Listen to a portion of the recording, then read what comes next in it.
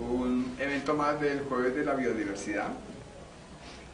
El día de hoy tenemos la presencia del profesor Mancera con el tema Influencia relativa de recursos reguladores e hidroperiodo en la biomasa y productividad de manglares neotropicales tipo kárstico.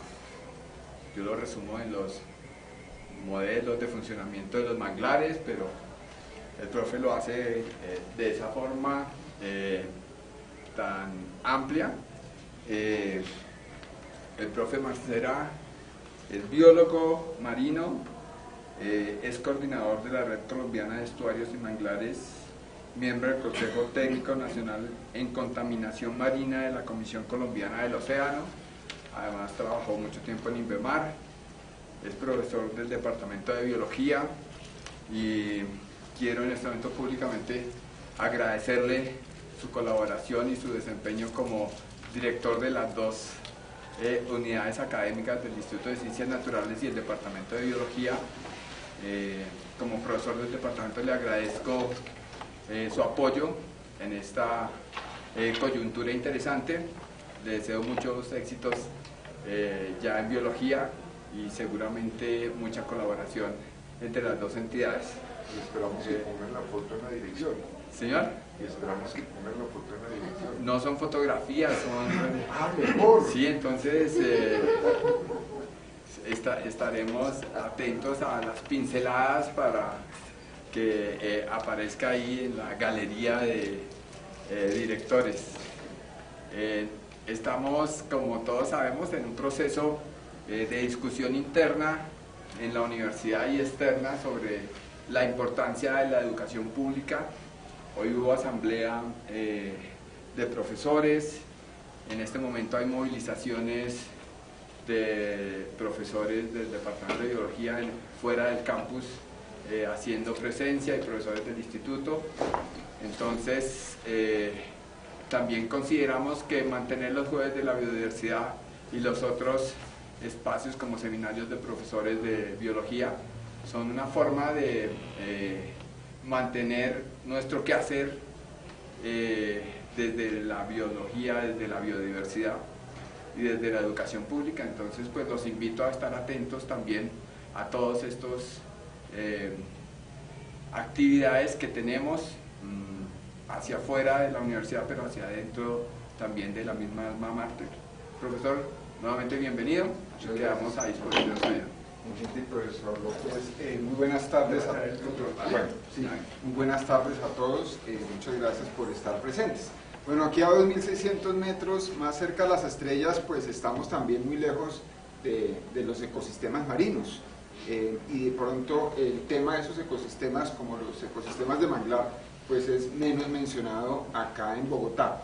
Entonces lo que yo quiero hacer en estas, digamos, 50 minutos es contarles un poco sobre esos ecosistemas, esas características interesantes, ojalá para poder hacer cosas en conjunto. Yo creo que de pronto nos podemos identificar en muchos elementos y usar a los manglares como un modelo interesante de poder trabajar.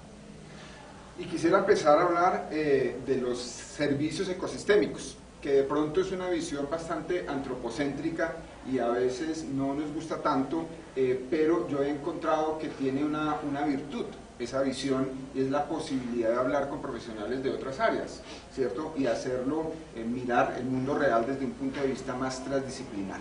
Pues de los manglares se dice que proveen alimento a múltiples consumidores, que son áreas de refugio y de crianza para especies tanto residentes como migratorias, que pueden llegar a modificar la calidad de los cuerpos de agua adyacentes, que regulan ciclos biogeoquímicos, por ejemplo de estuarios, hay muy buena bibliografía al respecto, que contribuyen a la protección de la línea costera. Esto es algo que ahorita es digamos, el punto caliente de los manglares, se está trabajando mirando esas posibilidades, que constituyen una barrera importante contra amenazas a disturbios de tipo físico, como por ejemplo los huracanes, como los mares de leva, y que proveen importantes productos tanto desde el punto de vista pesquero como forestal.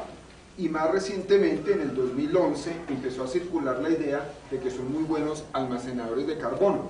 y la clave la encontramos en esta gráfica que viene del año de un artículo de un grupo norteamericano liderado por alguien que se apellida Donato, que publica en Nature Geoscience, y ese grupo demuestra que de diferentes ecosistemas los que más acumulan carbono son los manglares. Y a esto se le empezó a denominar el carbono azul, por diferenciarlo de cualquier otro tipo de carbono. Pensemos que todos los bosques tienen esa capacidad de acumular carbono. Los bosques que son emergidos, pues cuando se cae el árbol o las hojas, pues dura un tiempo en descomponerse, digamos que en términos generales podrían ser cientos de años, pero aquí como el oxígeno es tan bajo, son suelos bastante reducidos, entonces los procesos de descomposición tardan mucho más, entonces pueden tardar miles de años. Ahora en época de cambio climático, donde tenemos una sobreoferta de CO2, encontrar sistemas que son sumideros efectivos y por largo rato del carbono se reconoce entonces como un servicio ecosistémico. Y mucha gente estamos midiendo estos procesos en diferentes lugares del mundo. Ahora bien, digamos que para todos los manglares del mundo estos nueve servicios aplican. Sin embargo, también sabemos que diferentes tipos de manglar presentan diferentes servicios ecosistémicos.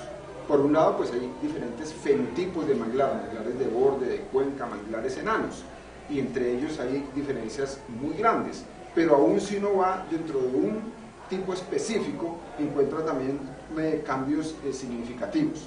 Ahí he seleccionado solamente algunas de las características, por ejemplo, en cuanto a biomasa subterránea. Entonces encontramos bosques que pueden producir 4.5 megagramos de carbono y bosques parecidos, ¿cierto?, inclusive con las mismas especies, que pueden producir 160. Entonces hay un margen supremamente grande. Desde el punto de vista de producción, por ejemplo, de madera, encontramos lo mismo, valores de 0.3 a valores de 16.8. Entonces los manglares nos tienen acostumbrados a que son conocidos por su enorme variabilidad ambiental. Más ejemplos, aquí tenemos la misma especie, una especie muy importante aquí en el neotrópico, que es el mangle rojo, Rhizophyra mangle, y podemos encontrar árboles, bosques enteros con árboles menores a 2 metros de altura y a escasos pocos kilómetros, bosques de la misma especie que pueden llegar a valores de 20 metros de altura, o sea, un orden de magnitud. Entonces, esos servicios ecosistémicos, pues evidentemente van a depender de cómo es que están estructurados esos bosques, ¿cierto? Gracias, profe. Cómo es que están estructurados los bosques y cómo es que funcionan, cuál es la dinámica de esos bosques. Y estructura y función van a depender entonces básicamente de 3 grupos de variables, algo que se llaman los recursos, los reguladores y el hidroperiodo. Y para estos 3 conjuntos de variables se han producido modelos teóricos, básicamente por el grupo de Robert Twin, de la Universidad de Luisiana. Entonces aquí vemos, por ejemplo, en cuanto a recursos, nutrientes y luz, viendo cómo es el crecimiento de los manglares en un gradiente de estrés. Pues cuando el estrés es máximo, pues el crecimiento es mínimo. En la medida que va disminuyendo el estrés, ese crecimiento va aumentando. Y pensamos acá el estrés por nutrientes y o por luz. Algo similar, con un modelo un poco distinto, para reguladores como salinidad o como azufre, y algo parecido para el hidroperiodo. Entonces lo que nosotros quisimos hacer básicamente fue evaluar el efecto que tiene esos 3 conjuntos de variables, el hidroperiodo desde el punto de vista de la frecuencia, cada cuánto se inunda el bosque, la duración, cuántas horas por unidad de tiempo dura inundado el bosque, y qué tanta la altura de esa inundación. Desde el punto de vista de reguladores, analizamos salinidad, potencial de oxidorreducción, sulfurus y pH, que vienen siendo, de acuerdo con la literatura, los principales reguladores o moldeadores de los sistemas de manglar. Y desde el punto de vista de los recursos, usamos los 2 principales nutrientes o macronutrientes, nitrógeno y fósforo. Entonces quisimos ver la influencia de esos 3 conjuntos de variables sobre cómo se estructuran los bosques y sobre su dinámica. Y escogimos un laboratorio natural que fue la isla de San Andrés. Hace 8 días profesora Gaby nos contaba, la isla San Andrés hace parte de una de las 5 reservas internacionales de biosfera que tiene Colombia. Esta se llama Seaflower, es una reserva enorme, 185.000 kilómetros cuadrados, en el Caribe, digamos, sur del país, del mundo, y ahí hay un archipiélago con 3 islas pobladas. La isla más grande es San Andrés, pero es una isla pequeña, es una isla de escasos 27 kilómetros cuadrados, pues de acuerdo con la UNESCO, esta es una isla pequeña, es una isla oceánica porque está, digamos, lejos de cualquier margen continental, y es una isla que por la naturaleza de su sedimento pues es carbonatada, entonces decimos representa un ambiente kárstico. Entonces cogimos ese modelo. ¿Y por qué cogimos ese modelo? Bueno, porque tiene bosques de manglar muy interesantes. Todos los bosques, o la gran mayoría de los bosques, decimos el 99%, están en el margen oriental. Esta es una isla que basculó, entonces esta parte oriental, digamos, que se metió en el mar, la otra parte emergió. Entonces las playas y los humedales de manglar están en la parte norte y en toda la margen, o buena parte de la margen oriental. Y allí tenemos diferentes tipos de manglar. Entonces, en el norte, un parque regional que se llama Old Point, allí encontramos un bosque, típico bosque de cuenca, donde el hidroperiodo está influenciado básicamente por las mareas y por el clima, o sea, época lluvia y sequía. Y en ese mismo lugar encontramos un bosque de franja, donde digamos que también el hidroperiodo está determinado por las mismas variables. Y a escasos 6 kilómetros encontramos un bosque bastante particular. Muy pocos bosques de estos hay en el mundo, y la gran particularidad es que está separado del mar, o sea, el mar lo influye muy poco. Entonces a este lo llamamos un manglar tipo interior, y ese hidroperiodo, que es tan importante para los humedales, está influido o moldeado por periodo de lluvia y sequía y por el agua freática. Entonces ahí fue clave, porque tenemos en un área pequeña, ¿cierto?, en escasos 10 kilómetros, 2 o 3 bosques altamente contrastantes, y en ecología a uno le interesa mucho separar la señal del ruido. Entonces para separar señal del ruido y poder ver patrones es clave estos contrastes. Entonces, para poder mirar el objetivo de estructura que analizamos, básicamente la composición de especies, la densidad poblacional, es decir, número de árboles por unidad de área, características como diámetro de la altura de pecho de los diferentes individuos, el área basal, la altura de los árboles. Y desde el punto de vista dinámico miramos la producción de hojarasca, la producción de madera y la dinámica de raíces subterráneas. Y para dinámica de raíces subterráneas seleccionamos las raíces más pequeñas o hasta 20 milímetros de tamaño. ¿Y por qué seleccionamos esas raíces? Porque en los bosques de manglar, a diferencia de los otros bosques, estas raíces hacen hasta casi el 70% de la biomasa. Entonces ahí es donde está el punto clave. Y de esas raíces que vimos, básicamente la biomasa, la producción, la longevidad, cuánto duran y cuál es la tasa de renovación de esas raíces.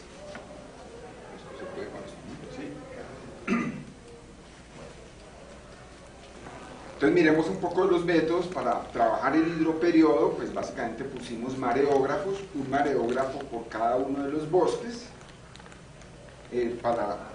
marca continuamente, lo dejamos por casi 3 años, y aquí tenemos los resultados. Entonces cada una de estas gráficas nos está mostrando a lo largo del tiempo, en meses, cómo fue el nivel de agua en el bosque, y ese nivel de qué dependía. Entonces, para el hidroperiodo nos interesan 3 variables. Uno es cuál es la frecuencia de las mareas, o sea, cuántas mareas por año están sometidos esos bosques. Entonces aquí vemos que en el manglar de Cuenca, que está un poco más al interior, 145 mareas. En el manglar de Borde, que está, como dice su nombre, pegado al mar, tenemos muchas más influencias de la marea, 231 en total. Y el manglar interior, fíjense que solamente recibe 33 mareas al año. Entonces digamos que esa idea de que el mar lo influye poco, aquí se está viendo. Ahora, esas mareas, esa cantidad de agua que entra, pues en el bosque de Cuenca permanecen muchas más horas, pues permanecen más de 6.000 horas al año el bosque inundado. aquí permanece un poco menos de 5.000 y aquí un poquito más de 3.000 horas. Y el nivel de la marea, estos dos bosques se parecen, digamos que lo máximo que hemos llegado a medir es menos de 30 centímetros, 24 y 25, y esta pasa los 30 centímetros de inundación. Entonces, este, digamos, comportamiento del hidroperiodo nos permite modelar el sistema o pensar el sistema dentro de un gradiente de estrés. Entonces nosotros dijimos, aquí abajo, en el sur, tenemos un bajo nivel de estrés representado por una inundación de frecuencia baja y de baja duración también. Consecuentemente, la salinidad allí permanece muy baja, o sea, casi todo el tiempo es cero, lo cual es muy extraño en manglares, y en los periodos donde hay sequía, por ejemplo en los años Niño muy intensos, hemos llegado a medir máximo 18. Entonces digamos que este sería un bosque oligoalino. En el norte, en el manglar de Franja, decimos que tiene un nivel de estrés intermedio, dado porque la frecuencia de inundación es alta, pero la duración es media. Entonces la salinidad consecuentemente va a variar entre menos de 20 y un poquito más de 40. Son valores relativamente normales en los manglares. Y en el manglar de Cuenca decimos que tiene un estrés mayor, donde la inundación tiene una frecuencia intermedia y la duración de esa marea o de esa inundación es amplia. Entonces aquí vemos cómo la salinidad va desde valores un poco más arriba de 10 partes por mil a casi 60, un rango muy amplio, mucho más amplio que este, pero definitivamente también bastante normal. Entonces si nosotros vemos el modelo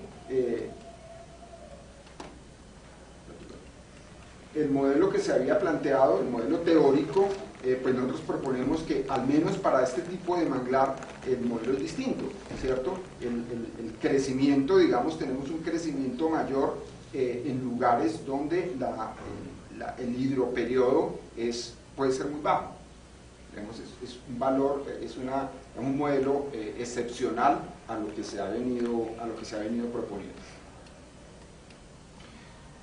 Desde el punto de vista de las otras variables, entonces, ¿cómo fue nuestro diseño experimental? Entonces, nosotros básicamente trabajamos con parcelas permanentes, usamos 14 parcelas, cada parcela de 20 por 20 metros, ubicamos 5 parcelas en Franja, ubicamos 3 parcelas en Cuenca y ubicamos 6 parcelas en el manglar interior. Y digamos que aquí lo que se muestra un poco es cuánto del bosque realmente pudimos ver, pero proporcionalmente, sobre todo comparado con la literatura, digamos es un muestreo bastante intensivo. Y todavía se están siguiendo esas parcelas, pero digamos para este estudio son parcelas que resumen casi 3 años de trabajo. Para el otro lado. Bueno. En cada una de estas parcelas medimos pues, mensualmente la salinidad freática por conductimetría, el pH del redos también cada mes con sondas, la cantidad de luz, utilizamos un radiómetro, un cuantómetro más bien, que nos da cuantos de luz o micro Einstein de luz metro cuadrado por segundo, y pues nutrientes por los métodos clásicos de colorimetría. Okay. Y aquí tenemos algunos de los resultados. Entonces, ratificamos lo que pasa con la salinidad, valores en el bosque de abajo, en el bosque interior muy bajos, comparado con los otros dos, en el manglar de Cuenca, en promedio de estos casi 3 años, 64. Tenemos también algunas diferencias con el potencial de oxidorreducción. Aquí tenemos valores muy altos en este manglar de agua dulce, comparado con los otros sitios. En cuanto a sulfuros, también aquí son valores, digamos, intermedios, y en cuanto a pH, suelos un poquito más básicos, o más ácidos, perdón, sobre todo acá en Cuenca.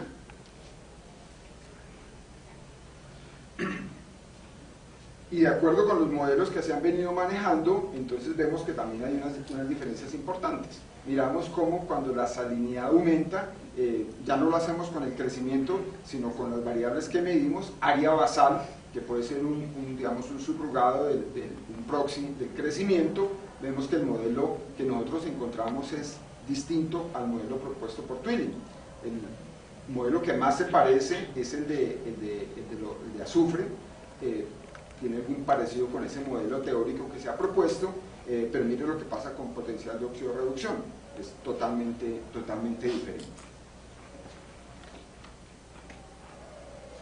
¿Qué pasa con los recursos? Entonces, básicamente lo que nos muestran los datos es que el fósforo es el elemento limitante, valores muy bajos, y no son significativamente diferentes entre los tres bosques. Pero el nitrógeno sí nos muestra que aquí en el bosque de agua dulce, en el bosque interior, tenemos valores estadísticamente más altos que lo que pasa en franja y lo que pasa en cuenca. Y con relación al gradiente de estrés, a los modelos teóricos, entonces vemos que, bueno, de alguna manera el fósforo no nos va a mostrar nada porque no hay diferencias entre esos tres bosques, pero el nitrógeno sí nos muestra un poco que a mayor concentración de nitrógeno, pues eso estimula el crecimiento y entonces vamos a encontrar un área basal un poco mayor. Entonces la primera, digamos, el primer resumen hasta acá, mirando lo que pasa a nivel de suelos, decimos entonces que definitivamente hidroperiodo, reguladores y recursos muestran un gradiente claro en los manglares que tenemos allí. Tenemos entonces en las condiciones de bajo estrés, están caracterizadas por baja salinidad y bajo influencia del hidroperiodo, concentraciones intermedias de azufre y concentración altas de nitrógeno y de potencial de oxidorreducción. Tenemos bosques con niveles de estrés intermedios, determinados por niveles intermedios de salinidad de hidroperiodo y de potencial redox, bajos valores de nitrógeno y altos valores de azufre. Y tenemos bosques con alto nivel de estrés, determinado básicamente por altos valores relativos de salinidad, alta influencia del hidroperiodo y condiciones intermedias de oxidorreducción y bajas de azufre y de nitrógeno. Entonces, digamos, hasta ahí tenemos la idea de un gradiente, no solamente determinado por hidroperiodo, sino gradiente también determinado por recursos, por reguladores. Entonces, la siguiente pregunta es, bueno, ¿cómo ese gradiente, o sea, los manglares, cómo responden, ¿cierto? ¿Cómo se estructuran y cómo funcionan en ese gradiente? Entonces, aquí tenemos los datos de estructura del bosque. ¿Qué datos son? Pues por un lado tenemos las 3 especies, en el neotrópico hay 5 de manglares, hay tal vez 70 especies en el mundo, aunque a veces sacan especies que no corresponden a manglar, porque ustedes saben que esa no es una clasificación, es una clasificación ecológica. Entonces hay especies que en un momento dado dicen, bueno, esto está en el bosque de manglar, pero no es una especie de manglar. Sin embargo, hay un acuerdo que son tal vez unas 70 especies que pueden ser consideradas especies de mangue o manglares.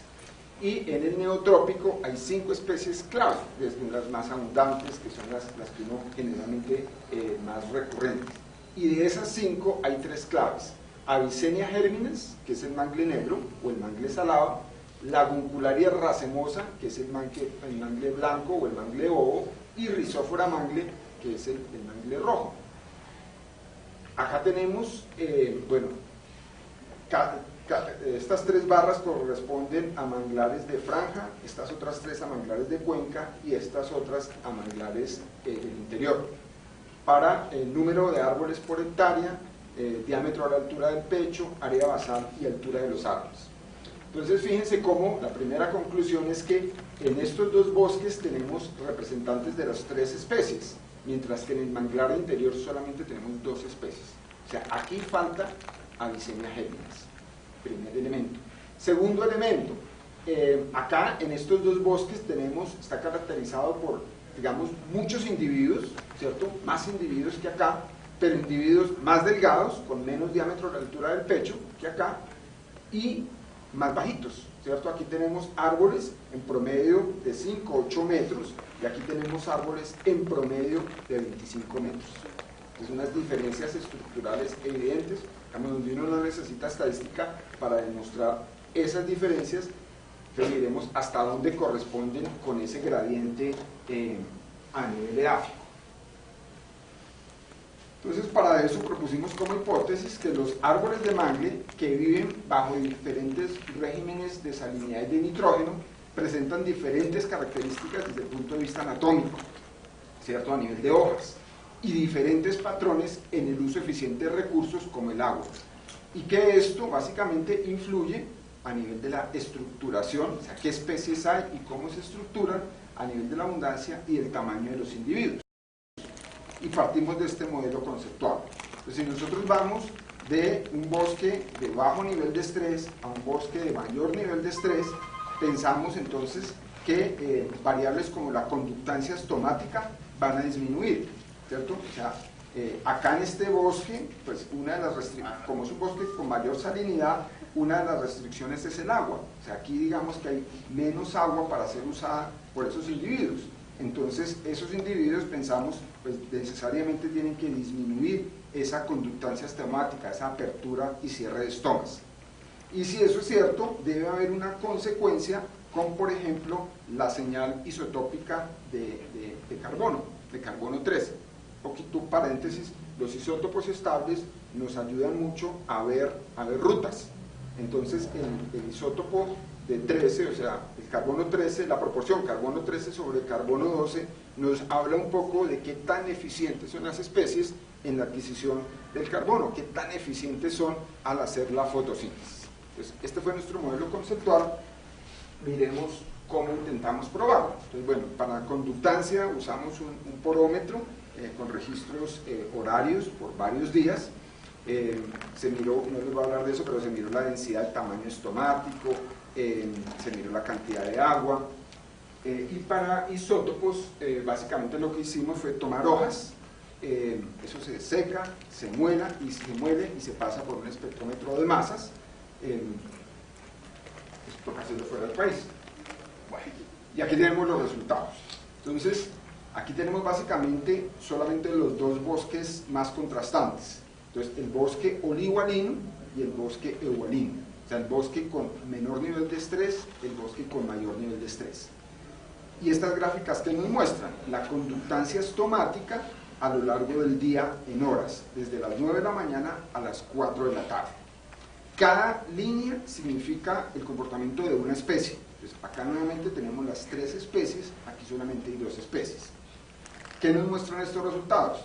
Primer elemento, si pusiéramos estos, están en la misma escala, si pusiéramos las dos gráficas juntas, estas barras no se cruzan con estas. Pues, estadísticamente son diferentes. Aquí los niveles de conductancia estomática son mucho mayores.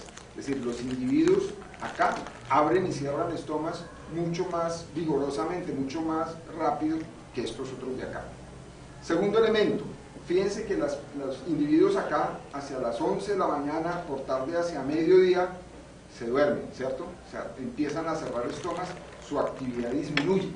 Mientras que acá, fíjense que hasta inclusive en la 1 de la tarde todavía están adquiriendo CO2.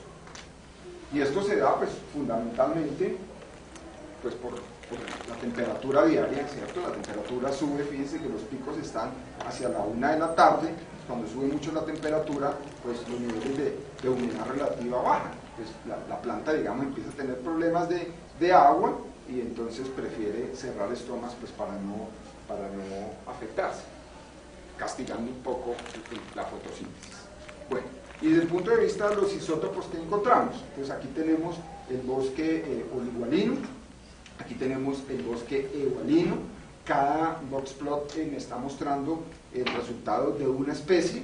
Entonces esto es para la Unicularia racemosa en el bosque olivalino, esto es para Rhizophyra mangle en ese mismo bosque, esto es para el mangle negro, el mangle blanco y el rojo en el otro bosque.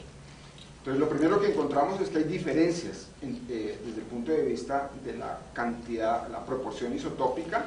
O sea, el valor de carbono 13 es mucho mayor en este bosque, principalmente en Rhizophyra mangle.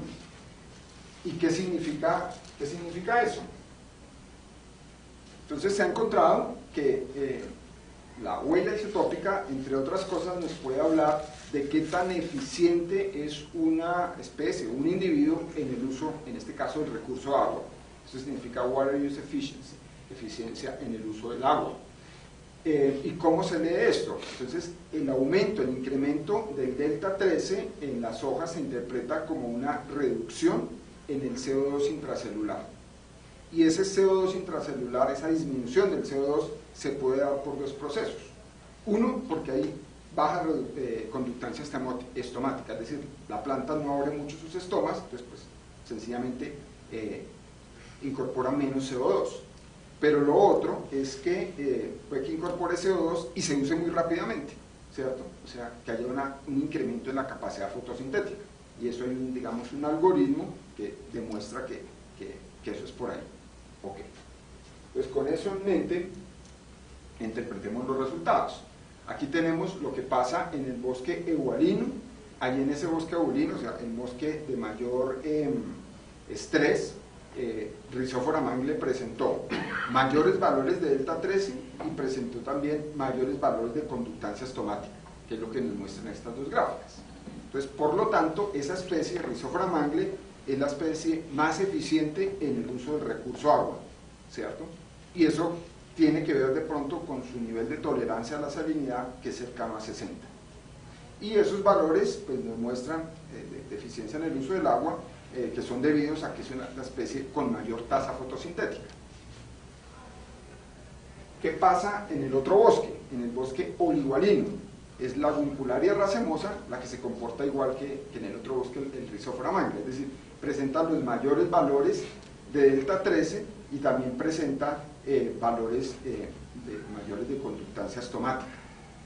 Entonces, otra vez es la especie más eficiente en el uso del recurso agua.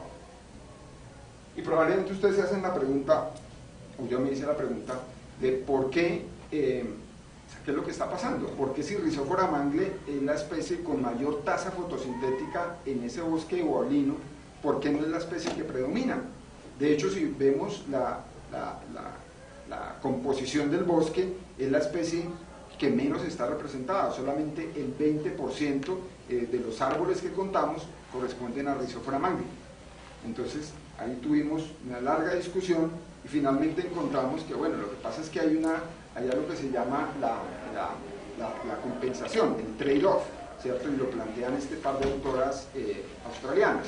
Entonces lo que dicen es cuando una especie es muy eficiente, en este caso, en el uso del recurso agua, pues de alguna manera lo paga. Y entonces cuando los valores de nitrógeno son bajos, entonces básicamente no es tan eficiente en hacerse ese recurso y eso de alguna manera se paga y la forma como se paga es con una representación en el bosque bastante baja. Y pues en el bosque olivalino básicamente la especie que también que predomina allí es Rhizophyra, digamos ahí sí se ve el tema del nitrógeno, cómo lo favorece y por eso entonces es la especie que llega a predominar. La pregunta ahora es, bueno, entonces ¿cómo influye el estrés en la producción y en la biomasa de los manglares allí en la isla? Entonces, para las raíces, ¿qué fue lo que hicimos? Raíces básicamente nosotros miramos la biomasa y para mirar la biomasa uno utiliza corazonadores de PVC, en el caso nuestro de 10 centímetros, de diámetro 10 centímetros y 45 centímetros de altura. Entonces uno saca muestras de suelo, esas las lava y se queda con las raíces. Las raíces las clasifica por diámetros, nosotros usamos las finas menos de 2 milímetros, raíces vivas, entonces uno separa vivas de muertas, raíces pequeñas entre 2 y 5 milímetros y raíces gruesas entre 5 y máximo 20. Y para evaluar nosotros la producción de raíces, entonces el experimento consiste en sembrar núcleos de suelo del mismo tamaño de los núcleos que sacamos, pero esos núcleos que sembramos son hechos con suelo libre de raíz, y ese suelo entonces se ve acá tal vez, se mete en unas bolsas, en unas mallas estas sintéticas y nosotros lo dejamos incubar por un año y después del año empezamos a sacar cores al año, a los 18 y a los 24 meses y hacemos el mismo procedimiento, es decir, eso se lava, se separan raíces vivas de muertas y se clasifica por tamaño y nos permite calcular el tiempo de renovación que es básicamente la biomasa sobre la producción, y el inverso, que es la tasa de renovación. ¿Y cómo evaluamos la dinámica de la biomasa expuesta o aérea? Entonces, lo primero fue caída de hojarasca. Entonces se ponen unas mallas, como las que ustedes están viendo acá, de 0.25 metros cuadrados. Pusimos por grupos de 5 en cada una de las parcelas. Eso se dejó por casi 3 años otra vez, pero cada mes se fue recogiendo la hojarasca que caía. Eso se seca, se pesa, se cuantifica con una metodología estandarizada. Y para la biomasa y la producción de madera, pues nos tocó construir nuestras propias ecuaciones alométricas, porque aunque en la literatura hay muchas ecuaciones alométricas, y realmente ninguna nos servía. Entonces aprovechamos que se hizo un proyecto turístico, es decir, imagínense un gran puente para llevar a los turistas allá al manglar, y tuvieron que talar árboles. Entonces, como esto es una reserva, cada árbol que se tumba pues tiene que estar justificado. Entonces hablaron allá en San Andrés con el Jardín Botánico de la Universidad Nacional. Entonces se les señaló qué árboles se podían tumbar, y esos árboles, el profesor Medina, que hizo su tesis doctoral conmigo, pues elaboró las ecuaciones alométricas que nos permitieron evaluar la producción de madera. Bueno, y aquí tenemos entonces los resultados. Estos son los resultados de biomasa de raíces. Entonces, el primer elemento es que esos valores de biomasa están dentro de los rangos de los estudios que se han hecho en el Caribe. Y el segundo elemento es que la mayor biomasa radicular se obtuvo en el bosque de estrés intermedio, que es esto que estamos viendo acá. Y aquí vemos que la contribución, de acuerdo con los tamaños de raíces, las raíces más grandes pues son las que contribuyen hasta con un 61% de toda la biomasa radicular. Desde el punto de vista de la producción, es decir, de la biomasa a través del tiempo, entonces otra vez los valores son similares a pues son muy pocos estudios los que se han hecho, y encontramos que la mayor producción también corresponde al bosque de estrés medio. Pero en este caso, las raíces que más aportan son las raíces de mayor tamaño. ¿Y qué pasa con el tiempo que duran esas raíces allí? O sea, la longevidad y la tasa de renovación. Entonces encontramos que en el bosque de mayor estrés, es decir, el bosque eualino, encontramos la mayor longevidad de raíces, encontramos también los tamaños más grandes y la menor tasa de renovación. Si son raíces que una vez se producen, duran tiempo, mucho más tiempo, es decir, los árboles no tienen la posibilidad de estar, como tienen un estrés tan alto, no pueden darse el lujo de estar renovando raíces. Encontramos un patrón. El patrón básicamente es que las tasas de renovación disminuyen con el aumento del tamaño de las raíces. Es decir, las raíces más finas obviamente son las raíces que se pueden renovar más fácilmente.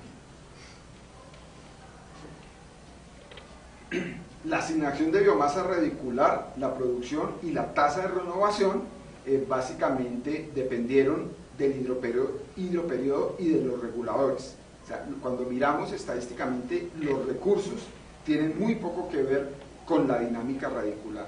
La dinámica radicular obedece a esos procesos físicos como el hidroperiodo y a lo que pasa con los reguladores como la salinidad y como el azufre. Y el modelo, digamos, que encontramos corresponde al modelo, digamos, que se ha venido planteando desde el punto de vista teórico o conceptual. Entonces viene la segunda, digamos, el segundo resumen. El primer resumen era qué pasa con los suelos, qué pasa a nivel edáfico. Ahora miremos aquí qué pasa a nivel biológico, pero en el underground, es decir, en lo que está en el substrato. Entonces vemos nuevamente el gradiente de estrés, o sea, una correspondencia entre el gradiente de estrés por hidroperiodo, por recursos, por reguladores, y vemos la respuesta underground de los manglares. Entonces, en condiciones de bajo estrés tenemos los menores valores de biomasa, los menores valores de producción y las menores tasas de renovación de las raíces. Entonces, en este bosque, donde ya les mencioné que tenemos árboles muy grandes, donde hay baja salinidad, las plantas, los manglares, invierten muy poco en raíces. O sea, no les interesa invertir en raíces porque hay muchos recursos. No ponen la biomasa, no la ponen allí. ¿Qué pasa en el bosque de nivel intermedio de estrés? Pues ahí tenemos las más altas biomasas, las más altas producciones y las mayores tasas de renovación. Es decir, este es un bosque que por las características edáficas que tiene, va a toda marcha, o sea, le mete mucha fuerza, le mete mucha energía, le mete mucha biomasa a lo que pasa a nivel de raíz. Y en el bosque de mayor estrés, entonces, pues la biomasa de raíces, la producción de raíces más bien se disminuye de manera considerable, ¿cierto? Y básicamente esas raíces, como decía anteriormente, las que se generan duran por mucho tiempo. Miremos ahora qué pasa en la parte aérea. Entonces, ¿qué pasa con la producción total del bosque? Entonces, el primer elemento es que la producción total del bosque, lo que más produce allí es el componente de hojarasca. Y el segundo elemento, porque la producción subterránea, es decir, la producción de raíces, no llega a superar el 16%. Sin embargo, esa producción va a disminuir con el gradiente de estrés. Entonces, acá donde el bosque tiene mejores condiciones, por su salinidad, por los nutrientes, tenemos una producción más alta, nuevamente, básicamente por la parte de la hojarasca, como vemos acá. Entonces, en condiciones de bajo estrés se presenta una asignación de biomasa muy alta, estamos hablando de 520 megagramos hectárea por año, y este es el segundo valor más grande registrado para el neotrópico. No hay muchos artículos, es cierto, pero de todas formas de los que hay, más de la literatura gris, encontramos que ese es el segundo valor más alto.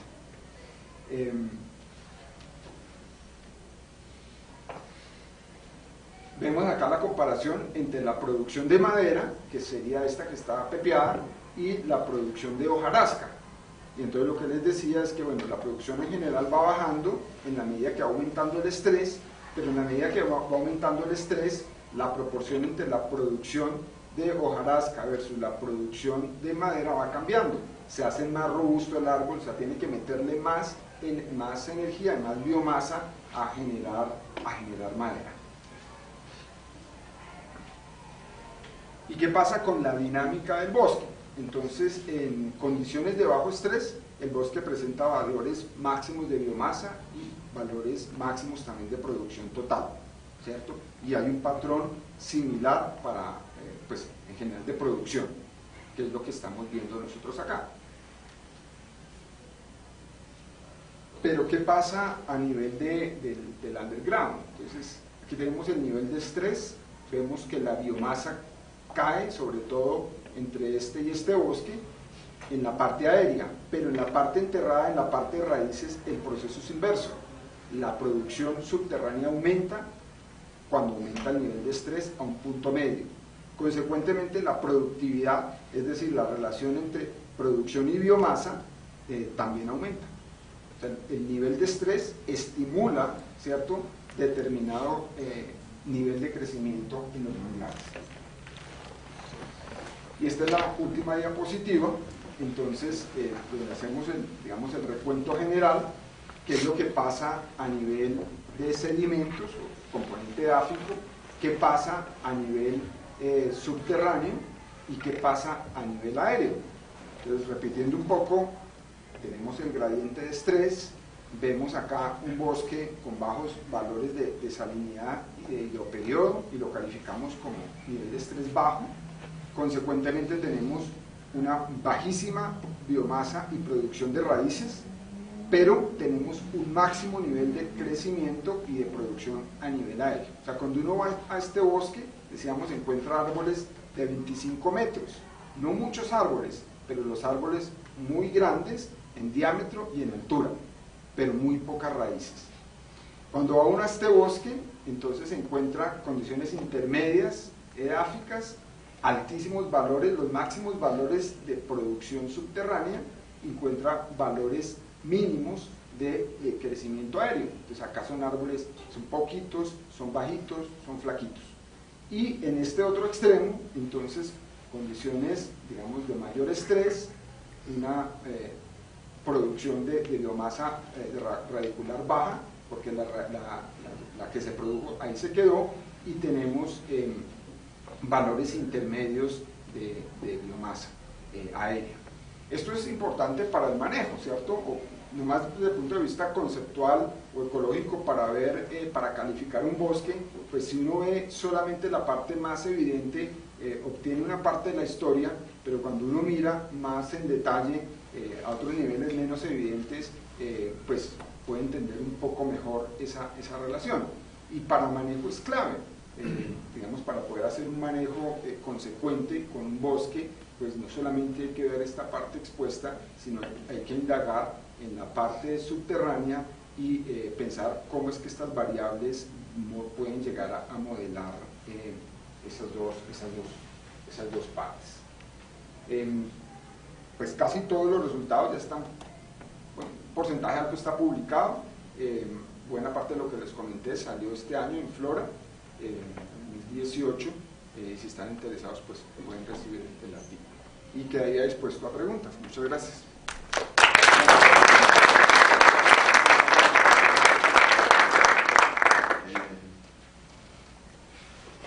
Bueno, yo tengo 3 preguntas. La primera es, ¿cómo es posible que en Smith Channel haya 33 mareas por año cuando el mar está lejos? Primero. La segunda es, ¿por qué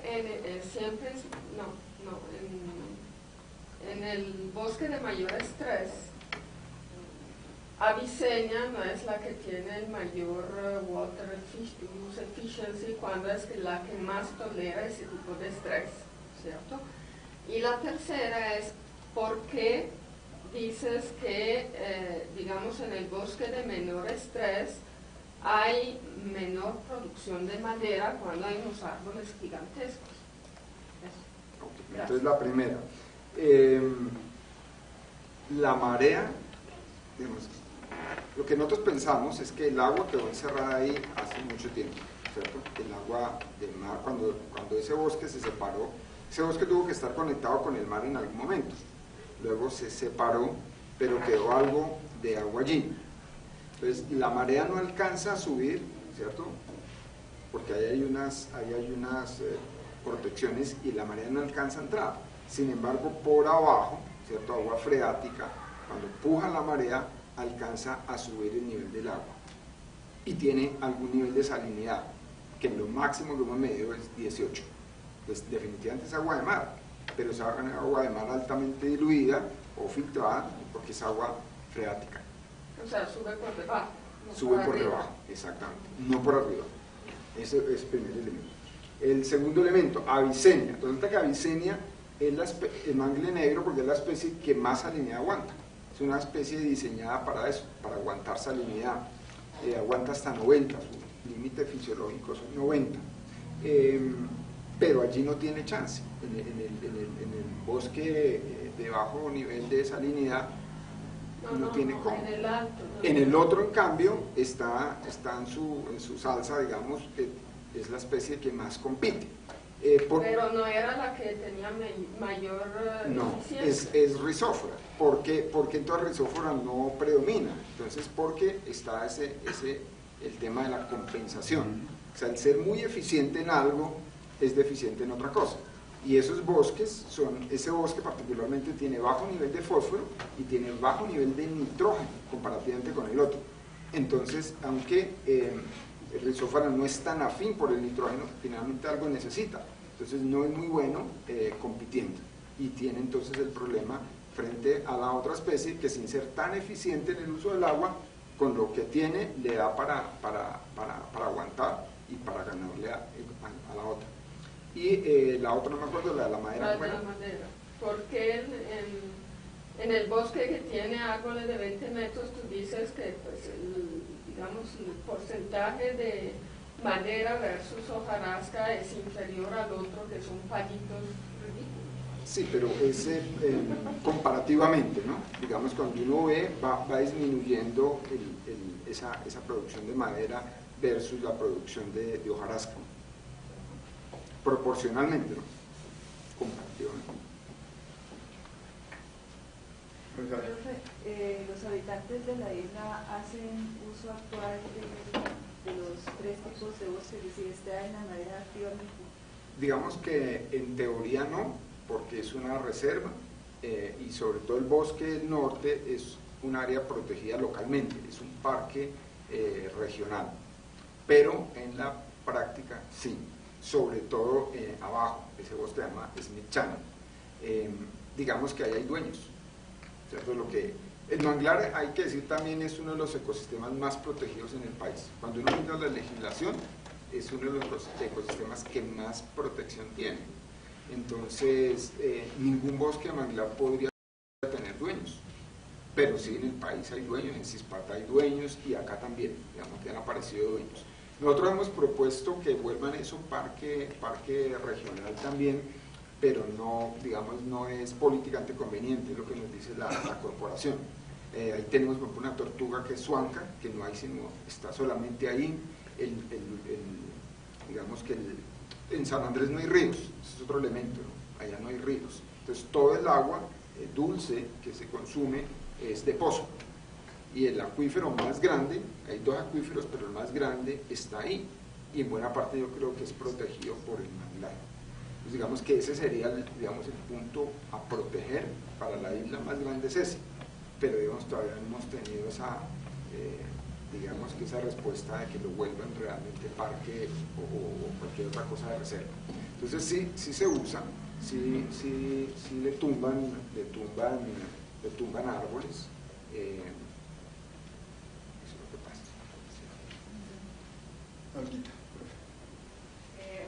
Un poco en la misma línea de la profe Marta, donde encontró esos árboles más grandes, pero en una densidad relativamente baja. ¿No será también, o qué tanto sería el efecto de el uso de esos árboles? Si esa densidad de estimación que ustedes hicieron estuviera influenciada por este uso, digamos, ilegal. Sí, podría tener algo que ver, pero en poca proporción, digamos.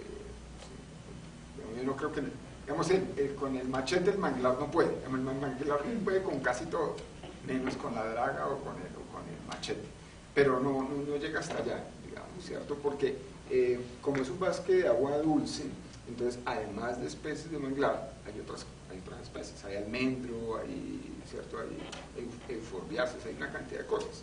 Entonces, sobre todo por el almendro, a veces van a buscar, se meten allá, pero le dan más duro. Si uno ve donde pasó el hacha, la peinilla, y está más con esas otras especies. Un poco con la pregunta de Brigitte, nosotros hicimos un experimento cruzado. Nos llevamos propágulos de un lado y los sembramos en el otro. Y ahí viene qué pasó. O sea, nos fuimos del bosque de salado al bosque dulce, llevamos Rhizophyra manga. Hicimos al contrario. ¿Qué creen que haya pasado? Como... Las que fueron del bosque de menos estrés al otro bosque,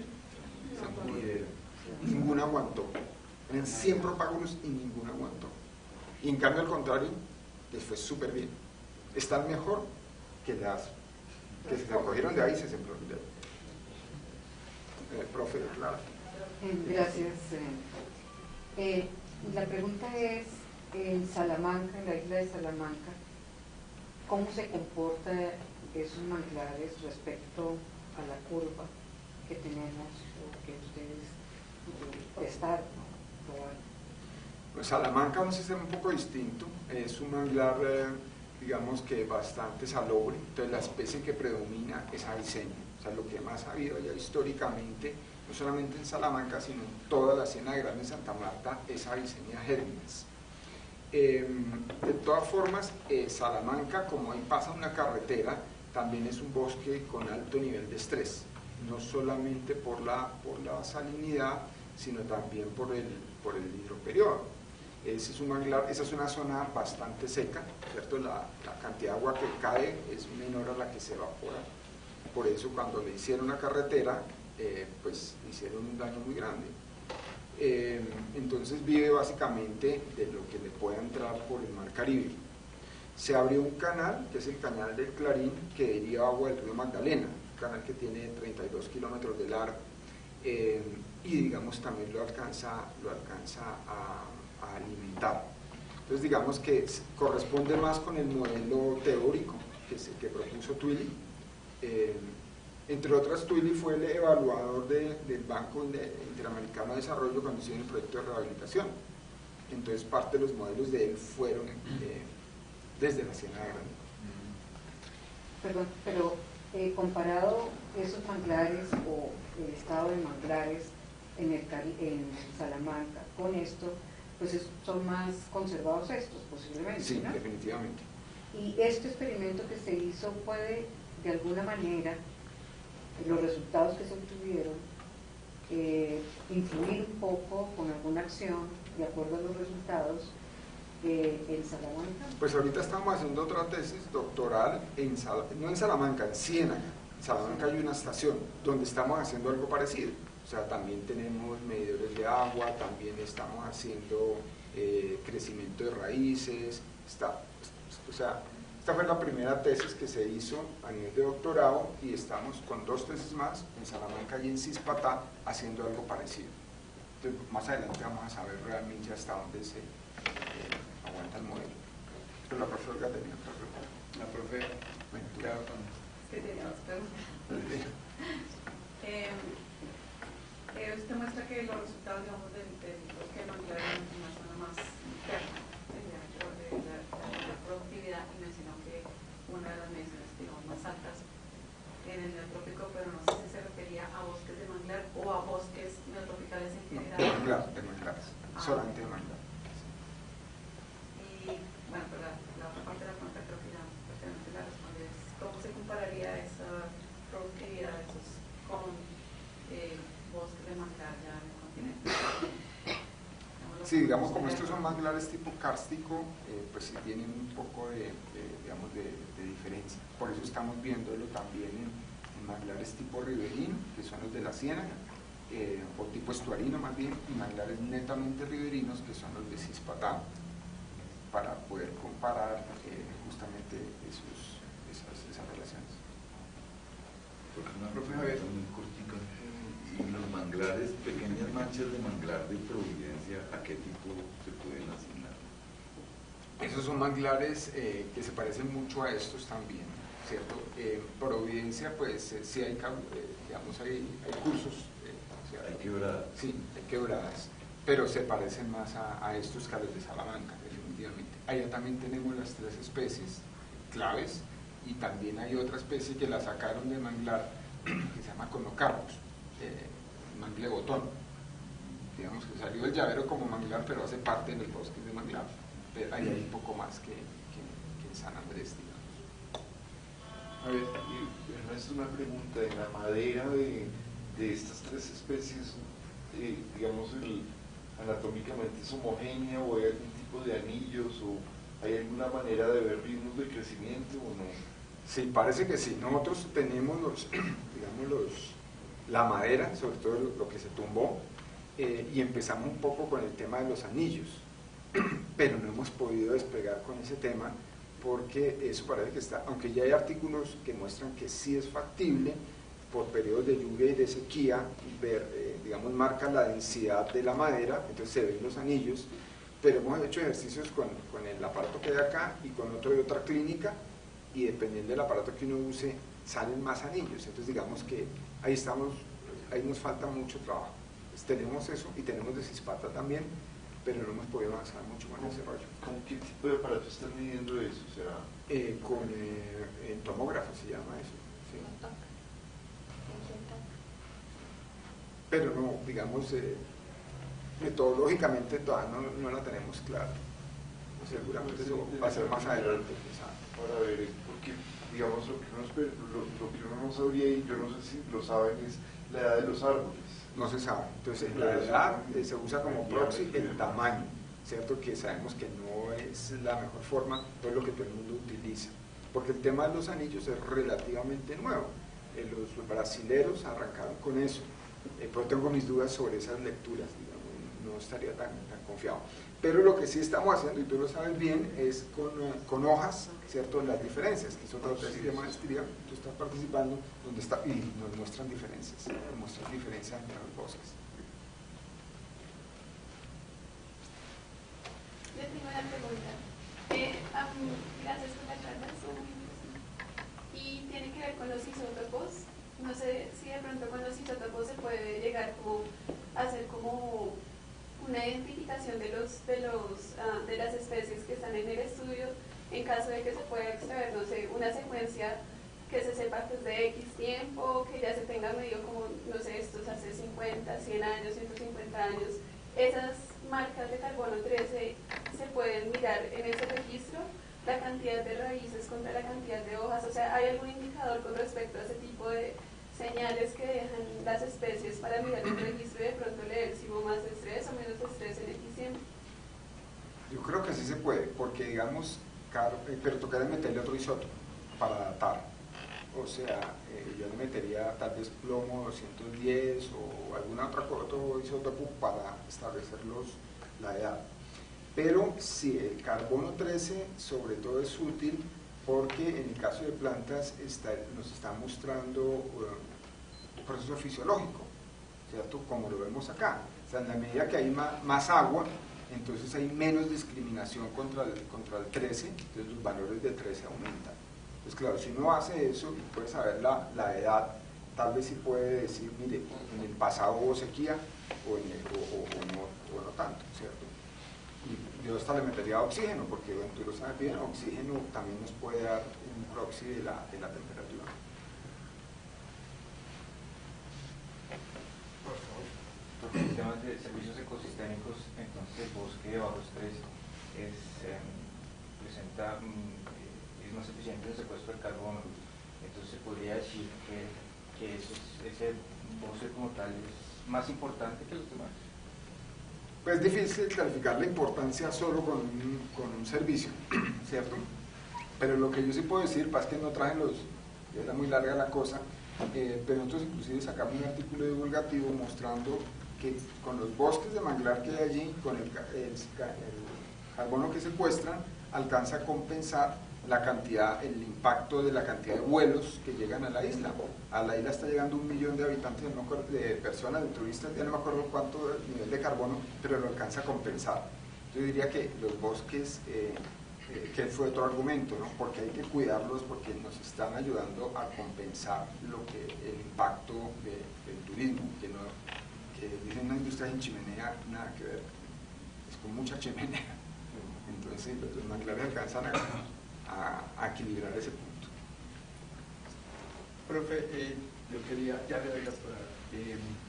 Por un lado, que nos contara aquí en las últimas diapositivas los 3 tipos de bosque, y segundo, algo como de la logística para mantener un proyecto como este de 3 años, de ir a revisar las trampas cada mes, y cómo vincula a la gente, qué opciones futuras hay. Pues mire, esa es la ventaja de la isla, por eso lo agregamos tanto, porque es un laboratorio natural. Y en la isla además tenemos una sede, que es la sede del Caribe, que es de la Universidad Nacional, y es una sede muy agradable. Entonces, de lo más que nos tenía más contentos allá es que uno tiene el laboratorio allí, ¿cierto?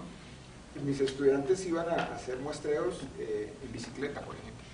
En Ciénaga, para uno ir al manglar, más o menos uno necesita más o menos 1 millón de pesos para llegar en lancha, y se invirtió 1 millón, y después de muchas horas empieza a trabajar en el manglar.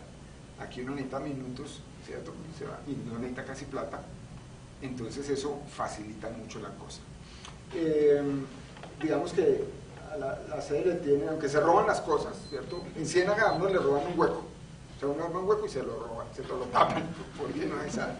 Entonces, muy tenaz. Acá, digamos, pudimos dejar mareógrafos y no se robaron ninguno. Entonces, digamos que esa es otra ventaja. Entonces, la cercanía, el tener una sede, ¿cierto? Donde funciona una maestría, donde funciona un doctorado, donde hay un PEAMA, eso es muy, muy claro. Y con profesores que están allí. Lo de La Plata sí es muy complicado en todas partes, ¿cierto? Pero digamos que algo se alcanzó a mover. Con los bosques, ¿cómo es la pregunta? No, básicamente que en esas diapositivas, en la última de la que tiene, en las diapositivas más de paisaje. Ya. ¿Sí? Ya. Estas. Sí. Bueno, entonces este es el bosque, ahí no sé si me veo yo, ¿cierto? pero... De ahí donde estás tú. No, mira. Entonces, esto es en Smith Channel, donde están, digamos, los árboles altos. Cuando hemos ido con gente que trabaja, nosotros trabajamos... Ahí estás en el bosque de bajo estrés, Sí. tú también. Entonces, y este es el otro bosque, ¿cierto? Aquí se ven con muchos más árboles. Pero cuando hemos ido con los colegas del Valle, por ejemplo, que tienen sus puntos de muestreo en el Pacífico, digamos, ellos dicen, esto es como estar uno en el Pacífico, porque los árboles de manglar, en el Pacífico hay 11 especies, ¿cierto? Pero digamos, el porte de los árboles es como este. O sea, si uno dice, no, esto es, si a uno le muestran esta foto a un manglarólogo, digamos, póngale que el 80% va a decir que esto es Pacífico, ¿cierto? Por más manglarólogo experto que sea, va a decir esto es Pacífico.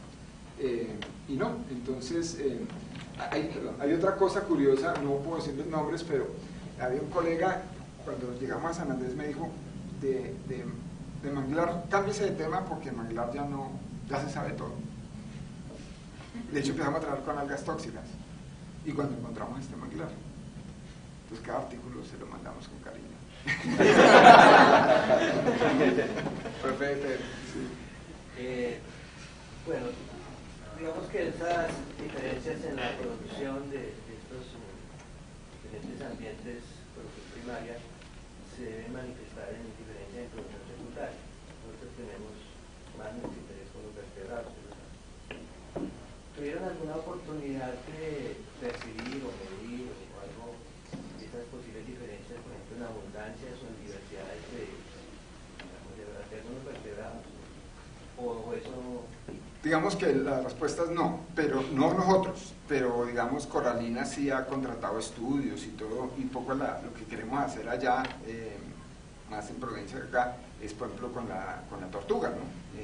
Porque es la suanca, que es una especie endémica, y está solamente allí en el manglar del sur y en otro que se parece que está un poquito más arriba, pero es muy parecido, que se llama Sound Bay, pero en el manglar del norte no hay la tortuga. Entonces, sí hay diferencias a ese nivel también. Y por ejemplo, los mamíferos o lagartos, lagartijas o aves que puedan... Con aves también hay trabajos, pero no se aprecian mucho las diferencias, digamos. Con insectos, que se hizo un trabajo de fenología y de polinización, también encontramos diferencias. O sea que si uno lo ve, con tu pregunta a, digamos, producción secundaria o biomasa o diversidad, también hay unas diferencias importantes y sería muy chévere poderlas analizar.